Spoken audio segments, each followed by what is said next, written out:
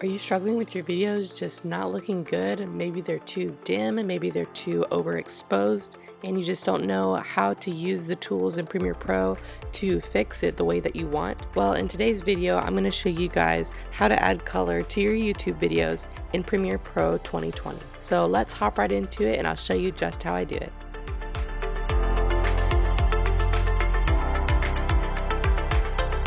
Alright, so here we are in Adobe Premiere Pro 2020, and you just pull up whatever version of Premiere Pro that you have. I'm using just the 2020 version, but it should work with 2019 and 2018. Some versions are different, but it's okay.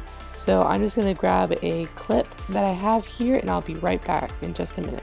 Alright, so I have my clip right here, and if I just select on it like this, and then pop over to the color tab, you see I get a bunch of new stuff over here. I'm gonna go to basics correction right here, and I can adjust the temperature. If I want it to be a little more warm looking, more cold. I probably would like that better just for this particular shot because I do have a blue background and I don't want it to be too warm. So if I'm over here and I just double click it, it will reset to the default 0 position.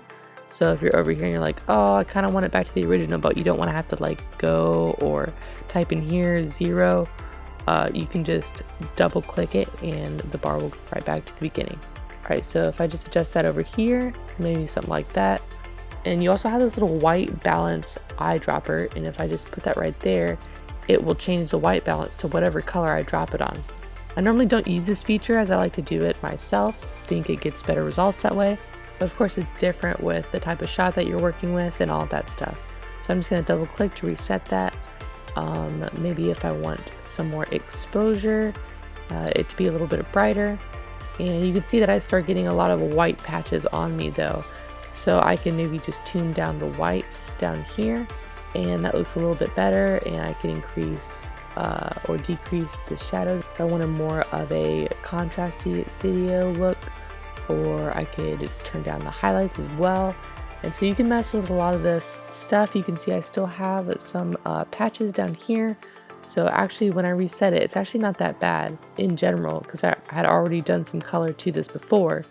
But you can change like the saturation amount, so maybe that can help. You see right there with some of the color splotches that you see there.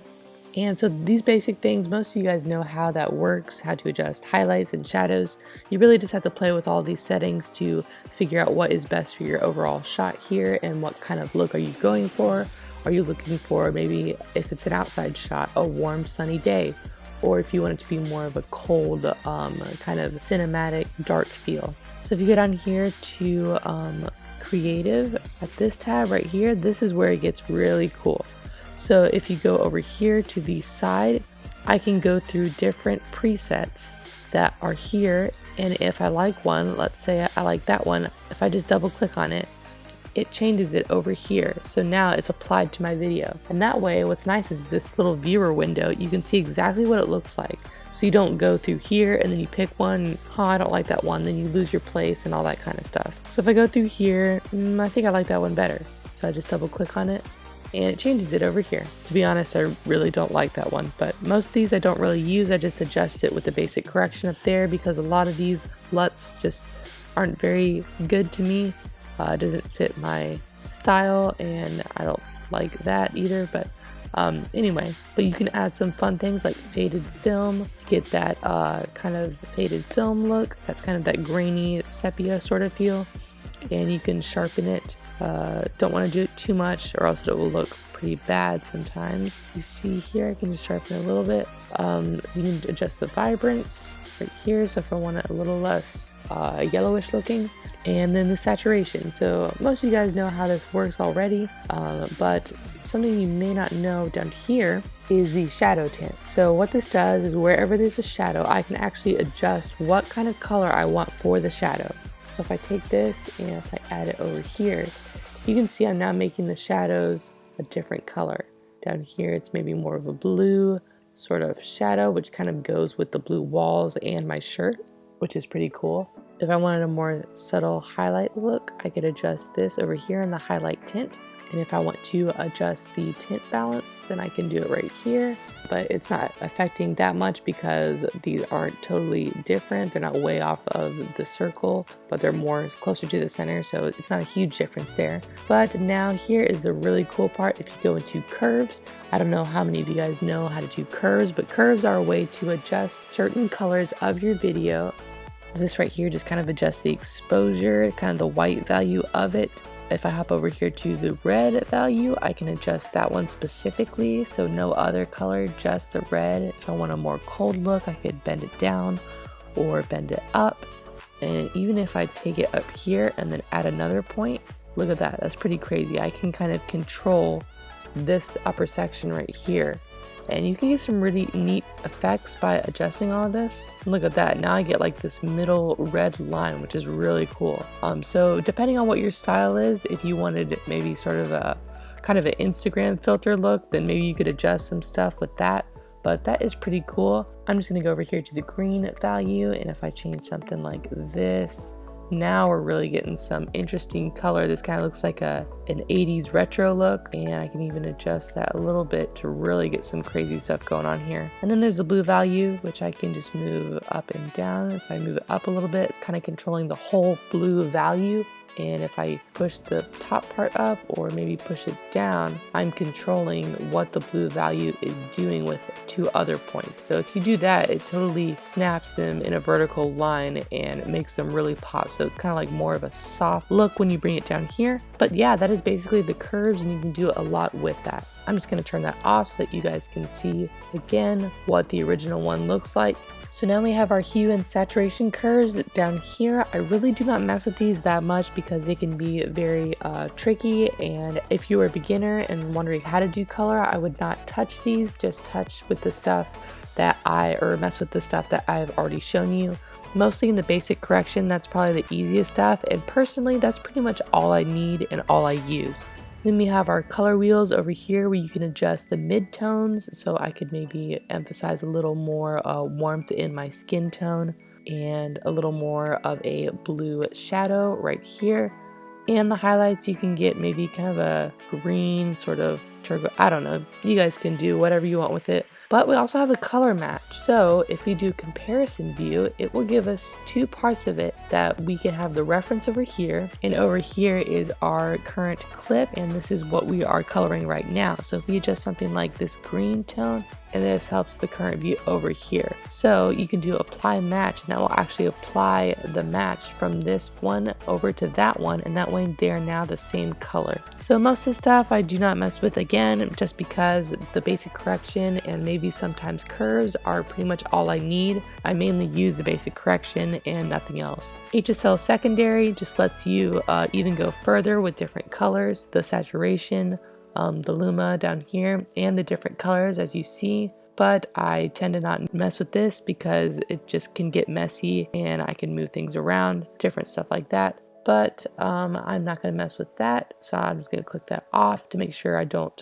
mess with anything in the picture. Alright, so the vignette down here is very nice, especially when you get a video like this or different ones where you want kind of more of a cinematic. Actually, if you watch a lot of movies, you will actually see a subtle vignette around most of the films that you watch. But when you're watching it and you're watching the movie, you don't even notice it because most of those shots have the same vignette and it looks unnoticeable. So I can just adjust the amount right here, and if I go this way, it will turn on the white vignette. If I want to look like I'm in a dream or something like that, then I can turn it up that way, but I tend to use the darker value down here as it sort of highlights your subject. I do it probably about -1 is probably the most I do, because as you see down here, it kind of pinches the values and you get these harsh edges, and that's not what you want. So if I do it maybe about, I'll just do -1. That looks about the best. So if I do the roundness now, you can see I have a different look. I'm kind of closing in my vignette over here. It's very, very subtle and you can't really notice it that well. Here, let me turn up the amount all the way, and that way you can see it. All right, so the roundness right here, do you see it? It's gonna go into kind of like a square right there, but then if I have the roundness right here in the middle, it kind of makes this oval shape. So if I double click again, it will reset it to its default position. Now if I adjust the midpoint, this will show me how much of the vignette I want and how much I actually need. I only do it around what its default set to. I never really mess with it.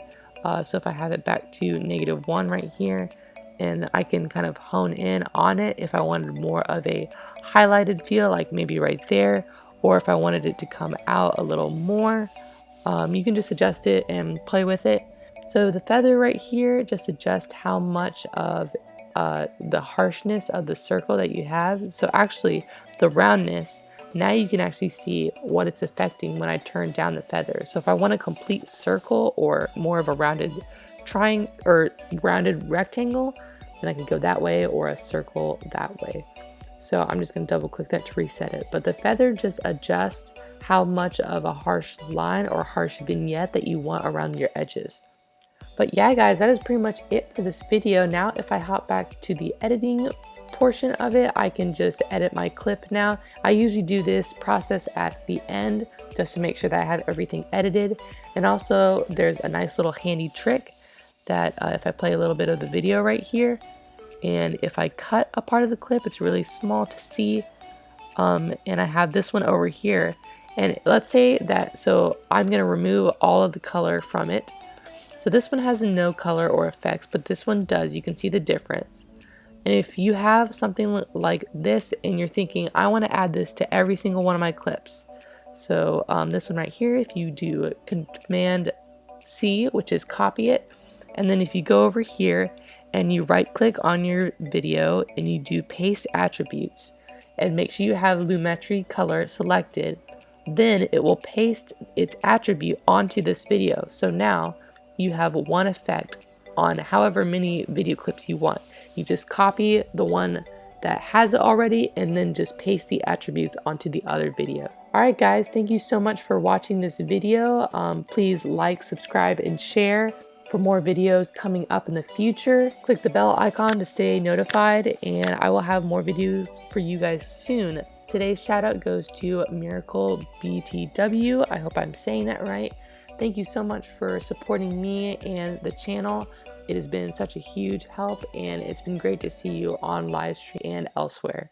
Thank you again for watching, and I'll see you guys next time.